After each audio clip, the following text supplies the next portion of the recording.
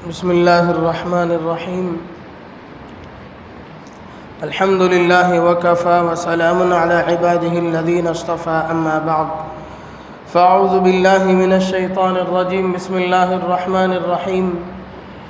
واتل عليهم نبأ ابني آدم بالحق إذ قربا قربانا فتقبل من أحدهما ولم يتقبل من الآخر قال لأقتلنك قال إنما يتقبل الله من المتقين. صدق اللہ العظیم. بزرگان محترم اور میرے عزیز ساتھیوں، ابھی میں نے جو آیت کریمہ تلاوت کی ہے وہ سورہ مائدہ کی آیت نمبر 27 ہے. اس آیت کریمہ میں اللہ تبارک و تعالی حضرت آدم علیہ السلام کے دو فرزندان حابیل اور قابیل، ان دونوں کا واقعہ مختصر انداز میں اللہ تبارک و تعالی نے پیش کیا ہے، اور اللہ تبارک و تعالی نے اس کے بعد آنے والی آیتوں میں اس وقت جو واقعہ پیش آیا تھا اس کی تفصیل بیان فرمائی ہے.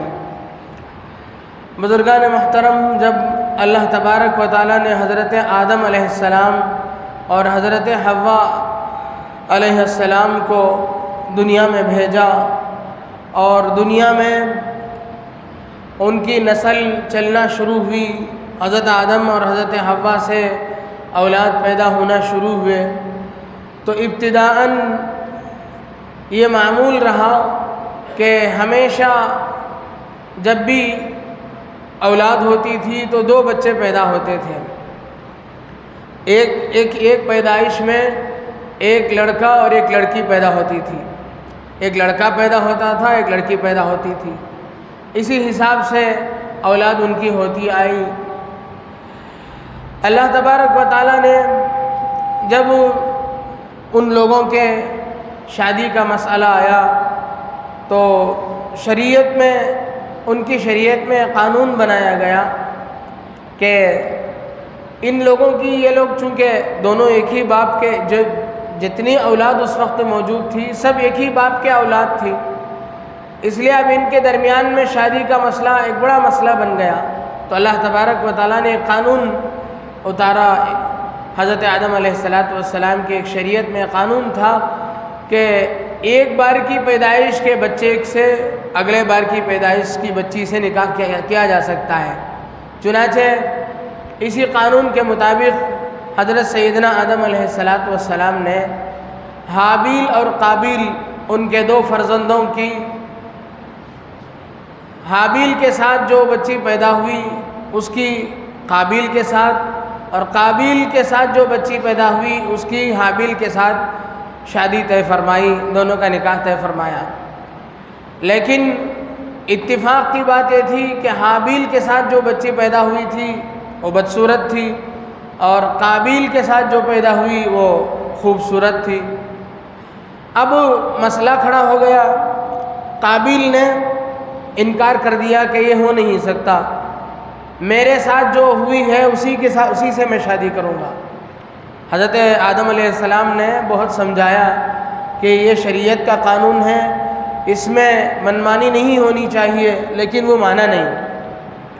چنانچہ حضرت آدم علیہ السلام نے ایک درمیان کی راہ نکالی کہ ایسا کرو، تم دونوں اللہ کے دربار میں قربانی پیش کرو، جس کی قربانی قبول ہو جاتی ہے اس بچی سے اس کا نکاح کر دیں گے. چنانچہ اس زمانے کے اعتبار سے قربانی پیش کرنے کا طریقہ یہ تھا کہ لوگ اپنی قربانی پہاڑ کی چوٹی پہ جا کے رکھ دیتے تھے، اور پہاڑ کی چوٹی میں رکھنے کے بعد اس کی قبولیت کا یہ طریقہ ہوتا تھا کہ آسمان سے آگ آتی تھی اور اسے جلا کر کے ختم کر دیتی تھی. یہی قربانی کی قبولیت کی نشانی تھی. قابیل کھیتی باڑی کرنے والا تھا، حابیل مویشی پالتا تھا.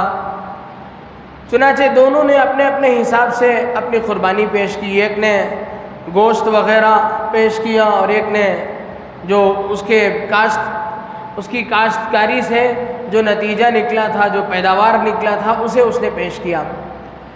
اللہ تبارک و تعالیٰ کا کرنا ایسا ہوا کہ اللہ نے حابیل کی قربانی قبول کر لی۔ اب قابیل کے دل میں حسد پیدا ہو گیا کہ ایک طرف تو ناکامی ہوئی، اب اوپر سے بدنامی ہوگی، معاشرے میں لوگ بات کریں گے کہ اوپر سے بھی اس کی رسوائی ہو گئی، اس کی جو خواہش تھی وہ قبول نہیں ہوئی اللہ کی طرف سے بھی، اور قربانی بھی اس کی قبول نہیں ہوئی۔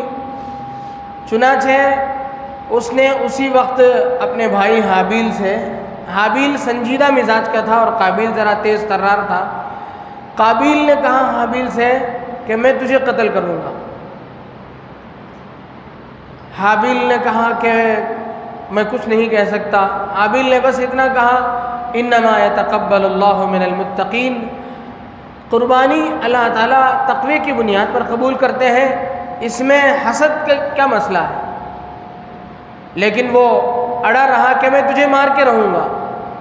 چنانچہ حابیل نے کہا، اسی کو اللہ تعالیٰ اگلے آیت میں فرماتے ہیں لئن بسطت الی یدک لتقتلنی، اگر تو مجھے قتل کرنے کے ارادے سے میری طرف ہاتھ بڑھاتا ہے، لئن بسطت الی یدک لتقتلنی ما انا بباسط یدی الیک لاقتلک، میں تجھے قتل کرنے کے لیے ہاتھ نہیں بڑھاؤں گا، تو اگر مارنا چاہتا ہے تو تیری مرضی، لیکن میں تجھے مار نہیں سکتا، میں تجھے قتل نہیں کر سکتا۔ چنانچہ اسی درمیان میں دونوں میں بات بڑھی اور قابیل نے حابیل کو قتل کر دیا۔ قتل کرنے کا سب سے پہلا روئے زمین میں سب سے پہلا قتل تھا، اور وہ بھی بھائی کے درمیان میں ہوئے جھگڑے پہ تھا، اور وہ بھی قتل کرنے کا طریقہ تک معلوم نہیں تھا کہ انسان کو کیسے قتل کیا جاتا ہے، ختم کیا جاتا ہے، اس کی جان لی جاتی ہے۔ روایتوں میں بعض کتابوں میں لکھا ہے کہ شیطان نے بتایا کہ کس طریقے سے جان لی جاتی ہے، چنانچہ اپنے بھائی کی اس نے جان لے لی جس طریقے سے بھی اسے جان لینا تھا۔ پھر اب پریشان ہو گیا کہ اس کی نعش کو کیسے چھپاؤں، دفن کرنے کا بھی طریقہ معلوم نہیں، کیونکہ بالکل ابتدائی زمانہ ہے اور ابھی پہلی موت واقع ہوئی ہے روئے زمین میں، اور وہ بھی اس انداز کی۔ پریشان ہوا اور پریشانی سے دو چار تھا، کندھے پہ لادے ہوئے پھرتا تھا۔ ایک طرف تو نعش دیر ہوتے ہوتے اس میں پریشانیاں بڑھ جاتی ہیں، دوسری طرف خونخوار جانور تھے، گوشت خور جانور اس کے پیچھے پڑ گئے تھے، تو پریشانی کے عالم میں وہ پھرتا رہا۔ تو اللہ تبارک و تعالیٰ نے دو کووں کو بھیجا جن میں آپس میں لڑائی ہوئی، ایک کوے نے ایک کو مار دیا، اور پھر مردار کوے کو زندہ کوے نے گڑھا کھود کر کے دفنایا۔ فبعث اللہ غرابا یبحث فی الارض لیریہ کیف یواری سوءۃ اخیہ، اللہ تعالیٰ نے یہ انتظام فرمایا تاکہ یہ باہر ہی ڈال کر کے چھوڑ نہ دے۔ چنانچہ کوے کو دیکھ کر کے اس نے یہ قبر کھود کر کے، گڑھا کھود کر کے دفن کرنا اس نے سیکھا انسان نے۔ تو ایک واقعہ ہوا اور پھر اسے شرمندگی ہوئی کہ میں کتنا گیا گزرا ہو گیا کہ مجھے اپنے بھائی کی نعش کو دفن کرنا تک نہیں آیا، میں نے کوے سے جانور سے میں نے سیکھا۔ پھر اسے پریشانی، اسے پشیمانی ہوئی، وہ الگ بات ہے۔ غور کرنے کی بات یہاں اس آیت سے یہ ہے کہ قرآن کوئی قصہ کہانی کی کتاب نہیں ہے، ہمیں اصل اس سے جو عبرت نکلتا ہے وہ لینا ہے۔ غور کرنے کی بات یہ ہے کہ سب سے پہلا خون جو دنیا میں روئے زمین میں ہوا ہے وہ حسد کی بنیاد پر ہوا ہے، اور بھائیوں میں آپسی حسد کی بنیاد پر ہوا ہے، اور حسد جو ہوا ہے وہ عورت کی بنیاد پر ہوا ہے۔ اس لیے دونوں مسائل بہت ہی خطرناک ہے، عورت کا مسئلہ بھی اور حسد کا مسئلہ بھی بہت خطرناک ہے۔ اللہ کے نبی صلی اللہ علیہ وسلم نے فرمایا کہ عورت کا فتنہ بہت بڑا فتنہ ہے، اور اسی طرح حسد، اللہ کے نبی صلی اللہ علیہ وسلم نے اس کی بہت ہی برائیاں بیان فرمائی ہیں۔ حسد بہت خطرناک چیز ہے۔ آپ علیہ الصلوۃ والسلام نے حدیث پاک میں فرمایا ایاکم والحسد، حسد سے بچو۔ حسد کیا چیز ہے؟ کسی کی نعمت کو دیکھ کر اپنے دل میں اس بات کی تمنا کرنا کہ وہ نعمت اس سے چھن جائے اور مجھے مل جائے، یہ ایک درجہ ہے۔ اس میں اور برا درجہ اور بری قسم یہ ہے کہ وہ نعمت جو اس کے بھائی کے پاس ہے وہ اس کے پاس سے چھن جائے چاہے مجھے ملے یا نہ ملے، لیکن اس کے پاس نہیں ہونی چاہیے۔ مجھ سے دیکھا نہیں جاتا ہے کہ وہ اتنی نعمت میں ہے۔ اللہ کے نبی صلی اللہ علیہ وسلم نے فرمایا ایاکم والحسد، حسد سے بچو، فإن الحسد یأکل الحسنات کما تأکل النار الحطب، کہ حسد نیکیوں کو ایسا کھا کر کے ختم کر دیتا ہے جیسے آگ لکڑی کو جلا کر کے ختم کر دیتی ہے۔ اس لیے حسد سے بچنے کی بہت شدید تاکید ہے۔ دینی معاملات میں ایک دوسرے، دینی معاملہ ہو یا دنیاوی معاملہ ہو، ایک دوسرے سے آگے بڑھ سکتے ہیں، ایک دوسرے سے آگے بڑھنے کی کوشش کر سکتے ہیں، لیکن حسد کرنے کی شریعت میں اجازت نہیں ہے۔ حسد کی ایک اچھی قسم یہ ہے جسے رشک کہتے ہیں۔ آدمی اس بات کی تمنا کرے کہ جو چیز اس کے پاس ہے، جو عمل اس کے پاس ہے، وہ میرے پاس آ جائے، وہ میرے پاس بھی آ جائے، اس کے پاس رہے نہ رہے اس سے کوئی لینا دینا نہیں۔ آدمی کسی دوسرے کے پاس کوئی نعمت یا کوئی عمل دیکھ کر کے اس بات کی تمنا کرے کہ مجھے بھی ملے، اسے کہتے ہیں رشک۔ قرآن کا حدیث پاک میں ہے کہ رشک کی اجازت ہے، وہ بھی اللہ کے نبی صلی اللہ علیہ وسلم نے فرمایا کہ لا حسد الا فی اثنتین، دو چیزوں میں آپ حسد کر سکتے ہیں، یعنی حسد کے درجے تک کا رشک کر سکتے ہیں۔ کس میں؟ رجل آتاہ اللہ مالا فسلطہ علی ہلکتہ فی الحق، ایک ایسا آدمی ہے جس کو اللہ نے مال دولت سے نوازا ہے، اور اللہ نے مال و دولت ہی نہیں بلکہ اسے صحیح راستے میں خرچ کرنے کی توفیق بھی دی ہے۔ صرف کسی کے پاس مال ہو جانا یہ رشک کرنے کی بنیاد نہیں ہے۔ مال تو اللہ تعالیٰ کافر کو بھی دیتے ہیں، فرما بردار کو بھی دیتے ہیں، نافرمانوں کو بھی دیتے ہیں۔ رشک کے قابل وہ آدمی ہے جس کے ہاتھ میں اللہ نے مال بھی دیا اور اسے اللہ کے راستے میں خرچ کرنے کی توفیق بھی دی۔ اللہ کے نبی صلی اللہ علیہ وسلم نے فرمایا کہ اگر حسد کرنا چاہو، رشک کرنا چاہو تو ایسے آدمی پر رشک کرو جس کو اللہ نے مال دیا ہے اور اسے صحیح راستے میں خرچ کرنے کی توفیق بھی دی ہے۔ اور فرمایا وَرَجُلٌ آتَاهُ اللَّهُ الْحِكْمَةَ فَهُوَ يَقْضِي بِهَا وَيُعَلِّمُهَا، اور کسی کو اللہ نے حکمت و دانائی دی جس کی بنیاد پر وہ لوگوں کے درمیان میں فیصلے کرتا ہے اور دوسروں کو وہ سکھاتا ہے۔ اللہ نے دین کا علم عطا فرمایا جس کے مطابق وہ فیصلے کرتا ہے اور دوسروں کو وہ دین کا علم سکھاتا ہے، وہ بھی قابل رشک ہے، آپ اس پر بھی رشک کر سکتے ہیں۔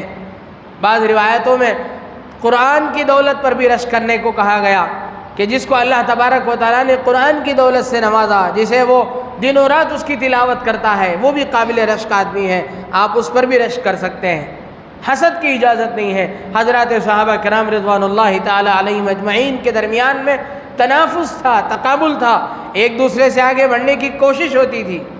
حضرت سیدنا عمر ابن خطاب رضی اللہ عنہ فرماتے ہیں ایک مرتبہ میرے پاس دولت کی فراوانی ہوئی، میرے پاس بہت سارا دولت جمع ہوا، اسی موقع پر آپ علیہ الصلاۃ والسلام نے اعلان فرمایا کہ اللہ کے راستے میں صدقے پیش کرو۔ چنانچہ میں نے سوچا اس وقت بہت بڑی دولت میرے ہاتھ میں ہے، میں آدھی دولت لے جا کر کے اللہ کے نبی کے دربار میں پیش کروں گا اور حضرت سیدنا ابو بکر سے آگے بڑھ جاؤں گا۔ یہ ان کے دل میں خواہش پیدا ہوئی، چنانچہ وہ لے کر کے اللہ آقا کے دربار میں پہنچے۔ اتنے آپ علیہ الصلوۃ والسلام نے پوچھا عمر کیا لائے ہو؟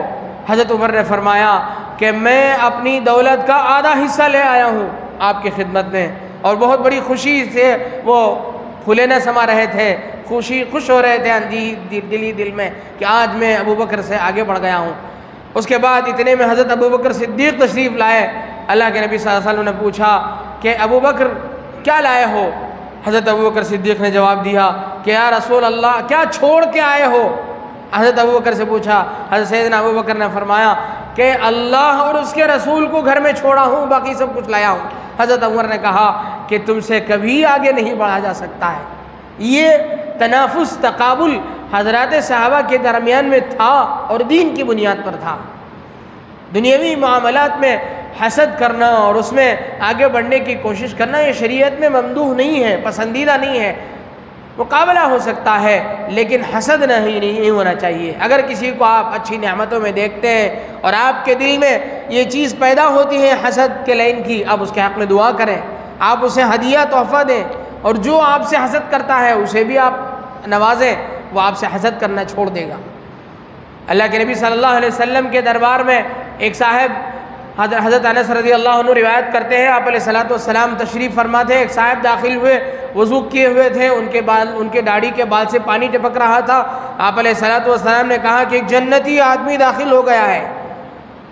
ایک دن ہوا، دوسرے دن بھی ایسا ہی ہوا، تیسرے دن بھی ایسا ہی ہوا۔ حضرت عبداللہ ابن عمرو بن عاص رضی اللہ عنہ ان کے پیچھے پڑ گئے یہ عمل معلوم کرنے کے لیے کہ کون سا عمل ہے جس کی بنیاد پر اللہ کے رسول صلی اللہ علیہ وسلم انہیں جنتی قرار دے رہے ہیں۔ چنانچہ حضرت عبداللہ ابن عمرو بن عاص مجلس سے اٹھے اور ان کے پیچھے چل دیے اور ان سے کہا کہ میری اپنے گھر والوں سے لڑائی ہو گئی ہے، میں 3 دن تک تمہارے ساتھ رہنا چاہتا ہوں۔ صرف اس بنیاد پر کہ دیکھنا چاہ رہے تھے کہ وہ کون سا عمل ہے جس کی بنیاد پر اللہ کے نبی صلی اللہ علیہ وسلم ان کو جنتی قرار دے رہے ہیں۔ چنانچہ وہ ان کے پیچھے گئے اور 3 دن تک انہوں نے پوری طریقے سے ان کو نوٹ کیا، لیکن کوئی خاص عمل نہیں، وہ نہ راتوں میں زیادہ عبادت کر رہے ہیں، نہ دن میں روزہ رکھ رہے ہیں، کوئی خاص عمل ایسا نہیں تھا جس کی بنیاد پر اللہ کے نبی صلی اللہ علیہ وسلم نے مجمع عام میں ان کی جنتی ہونے کی گواہی دی۔ تو وہ آخر وہ پوچھ بیٹھے ان سے کہ بھائی تمہارا وہ کون سا عمل ہے جس کی بنیاد پر اللہ کے نبی صلی اللہ علیہ وسلم نے تمہیں جنتی قرار دیا؟ میں یہ معلوم کرنے کے لیے تمہارے پیچھے پڑا تھا، ورنہ مجھے میرے اپنے گھر والوں سے کوئی انبن نہیں ہے۔ چنانچہ ان صاحب نے کہا کہ میں اللہ نے جو مجھے دیا ہے میں اس پہ راضی رہتا ہوں، کسی کی دولت پر نہ مجھے حسد ہوتا ہے، نہ میرے دل میں کسی کے سلسلے میں کینہ ہے۔ تو حضرت عبداللہ ابن عمرو بن عاص نے کہا کہ ہاں ہو سکتا ہے یہی وہ چیز، یہی وہ دولت ہے جس کی بنیاد پر اللہ کے نبی صلی اللہ علیہ وسلم نے تمہیں جنتی قرار دیا ہے۔ تو بزرگان محترم، ہمارا دل حسد سے، کینہ سے پاک ہونا چاہیے۔ اللہ کے نبی صلی اللہ علیہ وسلم نے اس کی تدبیریں بتلائی ہیں۔ حسد جو آدمی کرتا ہے وہ اللہ کے فیصلے سے گویا کہ ناراض ہوتا ہے۔ اللہ نے جسے دولت دی ہے، مال دیا ہے، حسن دیا ہے، حسب و نسب دیا ہے، وہ اللہ کی طرف سے دی ہوئی چیز ہے، وہ کسی کا اپنا کمال نہیں ہے۔ آپ اس پر حسد کر رہے ہیں تو اس کا مطلب یہ ہے کہ اللہ کے فیصلے سے آپ ناراض ہیں۔ خدا کے فیصلے سے کیوں ہو ناراض؟ شاعر کہتا ہے حسد کی آگ میں کیوں جل رہے ہو، جہنم کی طرف کیوں چل رہے ہو، خدا کے فیصلے سے کیوں ہو ناراض؟ تو اللہ کے فیصلے سے گویا کہ ناراض ہو رہے ہیں آپ۔ اس لیے یہ بتلایا گیا ہے کہ اگر آپ کے دل میں کسی کے بارے میں حسد ہے تو آپ اس کے لیے دعا کریں اور مزید ترقی کے لیے آپ کے دل سے وہ چیز نکل جائے گی۔ اور اگر آپ سے کوئی حسد کر رہا ہے، حسد کی وجوہات کیا ہو سکتی ہے؟ اللہ کے نبی صلی اللہ علیہ وسلم نے اس کا بھی سد باب فرمایا۔ حدیث پاک میں آپ علیہ الصلوۃ والسلام نے، لوگ کہتے ہیں کہ حضرت بہت حسد ہے، آپس میں بہت حسد ہے، کاروبار میں ٹکراؤ ہے، لوگ حسد کر رہے ہیں۔ حسد کی بنیاد کیا ہے؟ کیوں حسد پیدا ہوتا ہے؟ ہمارے پاس 10 روپے کی کمائی ہوتی ہے، ہم لوگ فخر سے اسے 100 روپے کا بتلاتے ہیں، جس کی بنیاد پر حسد ہوتا ہے۔ حدیث میں دین اسلامی تعلیمات یہ بتلاتی ہے، اللہ کے نبی صلی اللہ علیہ وسلم کی تعلیمات یہ بتلاتی ہیں کہ آپ کے پاس 100 روپے ہو، آپ بتلاؤ 10 روپے۔ اپنی یعنی نعمتوں کا اظہار تو اچھی چیز ہے، لیکن یہ آپ اپنے کاموں کو بہت بڑا چڑھا کر کے بتانا یہ پسندیدہ نہیں ہے، اسی کی بنا پر حسد ہوتا ہے۔ چنانچہ اللہ کے نبی صلی اللہ علیہ وسلم نے فرمایا استعینوا علی قضاء حوائجکم بالکتمان، تم اپنی ضرورتوں کو پورا ہونے میں سسپنس رکھنے سے، پوشیدہ رکھنے سے مدد حاصل کرو۔ جتنا اپنے کاموں کو پوشیدہ رکھو گے اتنا ہی تمہارے کام ہوں گے، اور جتنا تم اپنے کاموں کو کھول کر کے بیان کرو گے کہ میری اتنی کمائی ہے، میں اتنا ٹرن اوور ہے، جتنا بیان کرو گے اتنا ہی پھنسو گے، لوگ حسد کریں گے، آپ مد نظری لگے گی، آپ کو نظر پڑے گا، ساری چیزوں کی پریشانی میں آپ گھر جائے گے۔ اس لیے نبوی تعلیمات پر اگر ہم انشاءاللہ عمل کر لیں گے، اللہ کی توفیق اس پر مانگیں گے، تو انشاءاللہ ثم انشاءاللہ ہمیں دنیا اور آخرت دونوں کا سکون حاصل ہو سکتا ہے۔ اللہ تبارک و تعالیٰ سے دعا ہے کہ اللہ تبارک و تعالیٰ جو باتیں بتلائی گئیں کہنے والے کو بھی، سننے والوں کو بھی عمل کی توفیق نصیب فرمائے۔ آمین۔ وآخر دعوانا الحمدللہ رب العالمین۔